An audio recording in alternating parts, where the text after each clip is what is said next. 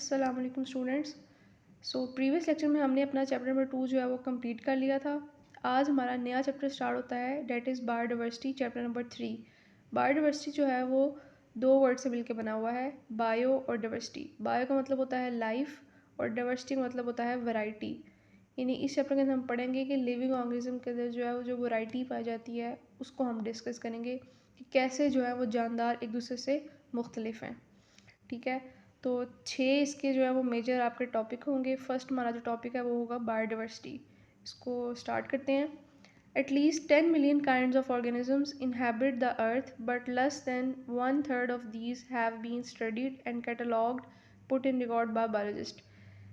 कि 10 मिलियन जो हैं वो ऑर्गेनिज्म की काइंड जो है ना वो हमारी ज़मीन में पाई जाती हैं। ठीक है, 10 मिलियन, और सिर्फ जो 1/3 है ना इस 10 मिलियन का, वो हमने जो है वो स्टडी किया और उसको रिकॉर्ड में रखा है बायोलॉजिस्ट ने। ठीक है, और इसके बाकी जो 1/3 के अलावा जितनी भी बचती हैं वो सारी अभी जो है वो डिस्कवर नहीं हुई हुई। Diversity among Earth's organisms is more obvious than the fundamental unity of life। It is saying कि डाइवर्सिटी जो है वो ऑर्गेनिज्म के अंदर जो है वो ज़्यादा ऑब्वियस है, हमें नज़र आती है। मतलब वैरायटी हमें नज़र आती है मुख्तलिफ जानदारों के अंदर कि वो एक दूसरे से मुख्तलिफ हैं। ठीक है, then the fundamental unity of life. जबकि फंडामेंटल यूनिटी ऑफ लाइफ हमारा जो है यानी सेल जिससे मिलके जो है वो ऑर्गेनिज्म बने हुए हैं, उसमें डाइवर्सिटी नहीं है। यानी हमारे सेल जो है वो सबके एक ही हैं।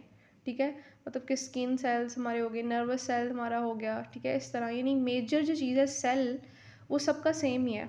लेकिन जो ऑर्गेनिज्म आगे जो बनते हैं उनमें जो है वैरायटी ऑब्वियस है, वो हमें नज़र आती है। We see that all organisms share many biological characteristics. बहुत से ऑर्गेनिज्म ऐसे हैं जो कि बायोलॉजिकल करेक्टरिस्टिक्स को शेयर करते हैं। जैसे अगर हम ह्यूमन की मिसाल लें, ह्यूमन में हाइट होगी, किसी की हाइट जो है वो सेम होती है। ठीक है, किसी का जो है वो हेयर कलर सेम होता है, किसी का आई कलर सेम होता है। तो यही बात कर रहा है कि बहुत से बायोलॉजिकल करेक्टर जो हैं वो बहुत से ऑर्गेनिज्म के अंदर जो है वो सेम भी होते हैं। 5 principal groups of organisms are prokaryotes, protists, fungi, plants and animals। ये हमने जो है वो फर्स्ट चैप्टर में भी पढ़ा था कि जो पूरे जानदार है ना उनको 5 ग्रुप्स में जो है वो डिवाइड किया गया है। ठीक है, in this chapter we will focus on differences among different groups of organisms. कि हम इस चैप्टर में हमारा जो फोकस होगा वो किस पे होगा कि जो और ग्रुप्स ऑफ ऑर्गेनिज्म है उनके दरमियान डिफरेंस क्या है।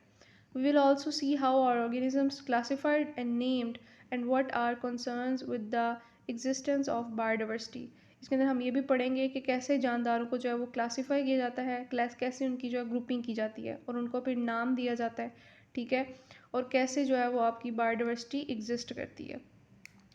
तो बायोडाइवर्सिटी इसका पहला टॉपिक है। The term biodiversity has been derive from bio and diversity. दो वर्ड से ड्राइव हुआ है, बायो और डाइवर्सिटी से।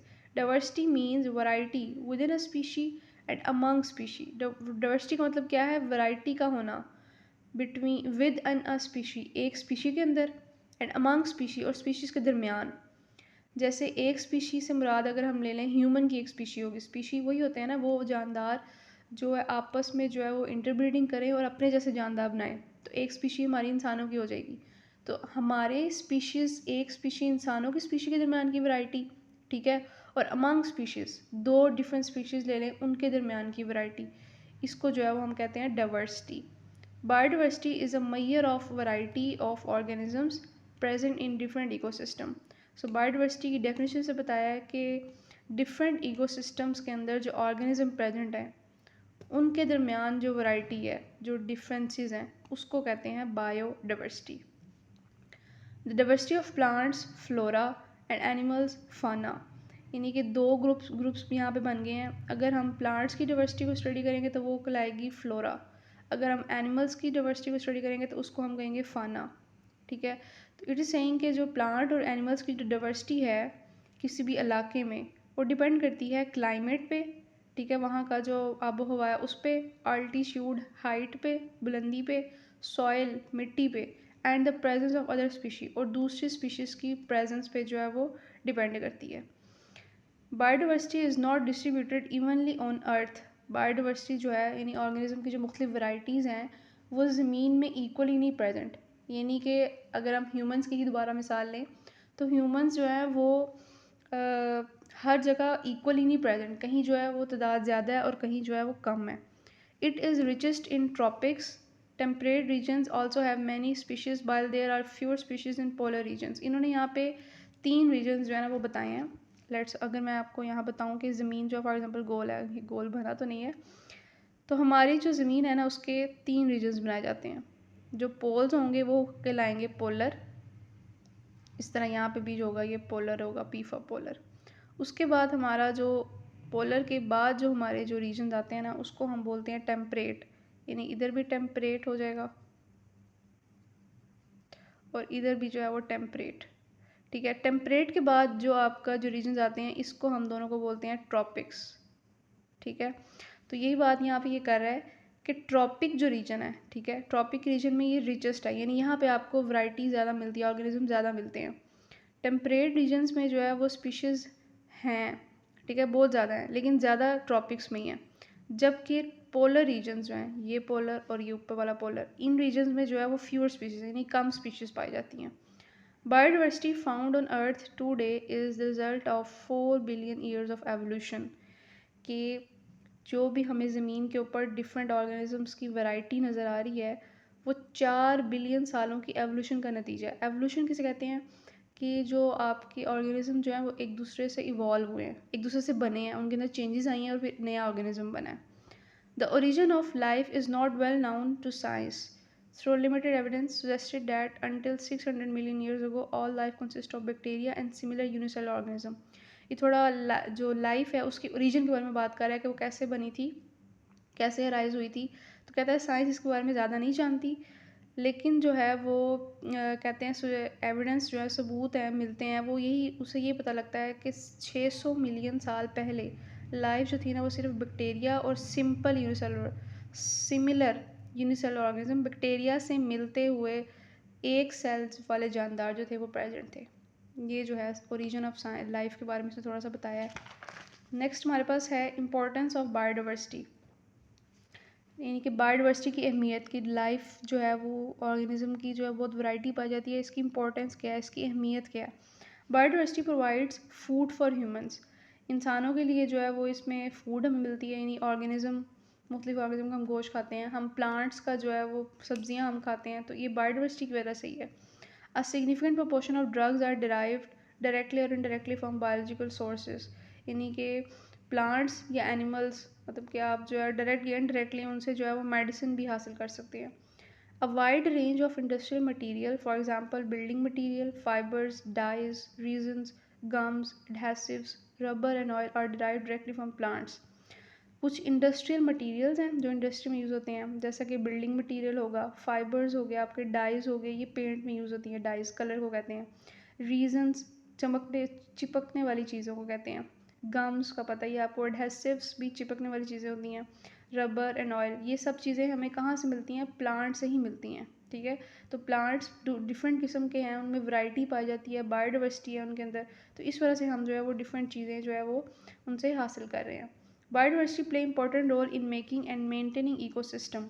बायोडाइवर्सिटी जो है वो इकोसिस्टम, हमारा जो माहौल है उसको बनाने और उसको मेंटेन करने में भी बहुत जो है अपना किरदार अदा कर रही है. It plays a part in regulating the chemistry of our atmosphere and water supply. ना सिर्फ इकोसिस्टम को बनाने में, बल्कि इकोसिस्टम का जो हमारा जो एटमॉस्फेयर है, ठीक है, उसको और वाटर सप्लाई, उसकी केमिस्ट्री को भी रेगुलेट करी है. यानी अगर हम वाटर सप्लाई की मिसाल लें, वाटर साइकिल इसमें आता है, यानी कि पानी जो है वो कैसे ऑर्गेनिज्म से जो है वो आपका एटमॉस्फेयर में जाता है और कैसे एटमॉस्फेयर से वापस ज़मीन में आता है, ठीक है, कैसे जो है बॉडी में जाता है. तो ये सारा किस वजह से रेगुलेट हो रहा है? ये बायोडाइवर्सिटी, डिफरेंट ऑर्गेनिजम्स हैं, डिफरेंट प्लांट्स हैं, उनकी वजह से ही जो है वो रेगुलेट हो रहा है. Biodiversity is directly involve in recycling nutrients and providing fertile soils.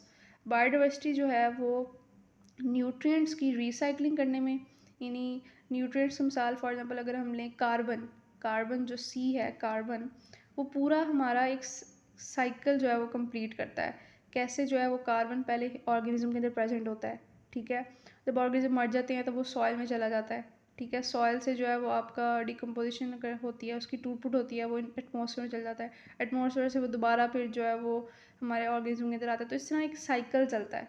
ठीक है. कार्बन के अलावा फास्फोरस भी है, पी फॉर फास्फोरस, सल्फर है, नाइट्रोजन है, इन सब के साइकिल चलते हैं. तो ये इसमें भी बायोडाइवर्सिटी जो है वो ऑर्गेनिज्म इन्वॉल्व हैं।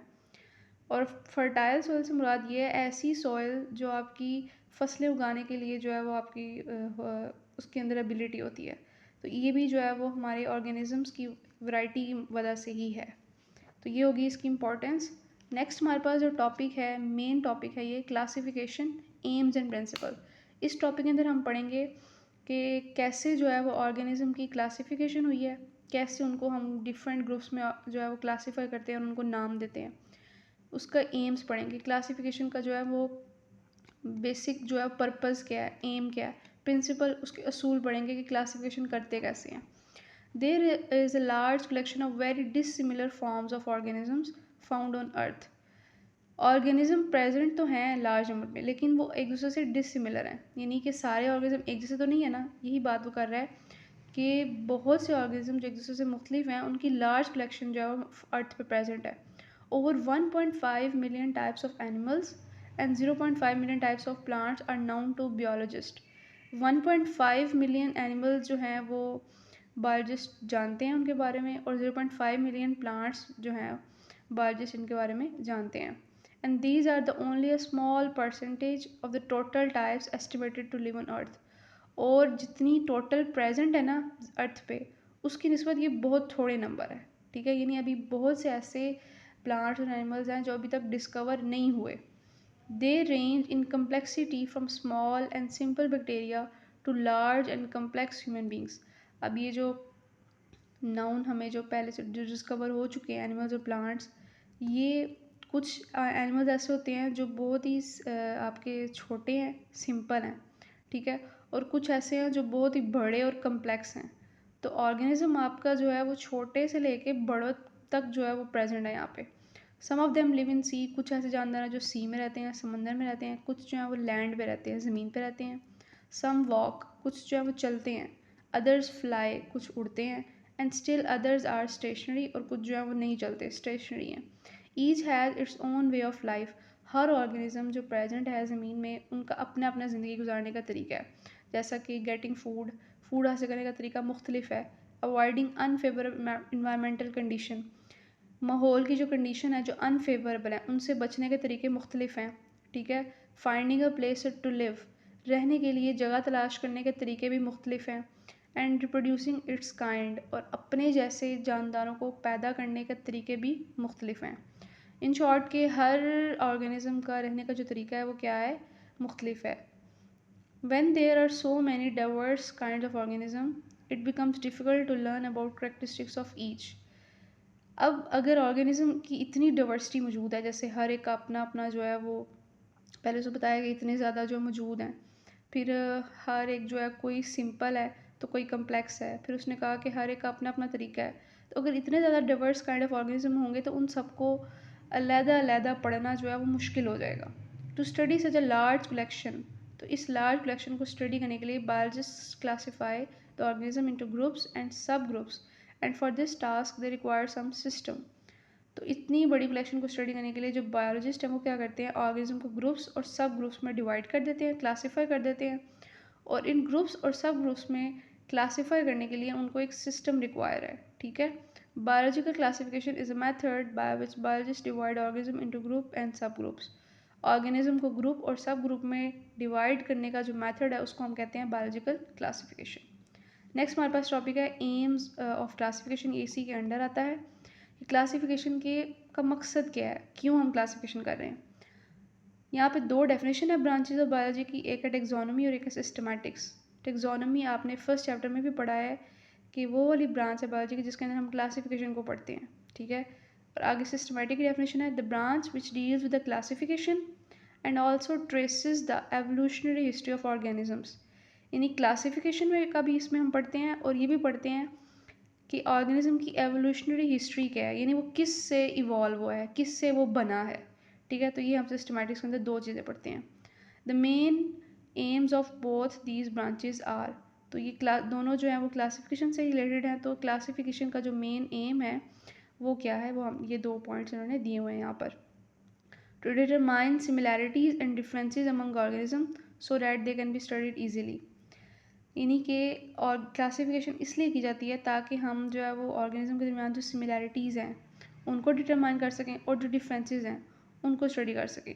तो अगर हमें सिमिलैरिटीज़ पता होंगी ऑर्गेनिज्म के दरमियान तो उनको हम एक ग्रुप में जो है वो रख देंगे, तो उनको आसानी से हम जो है स्टडी कर सकते हैं। ठीक है।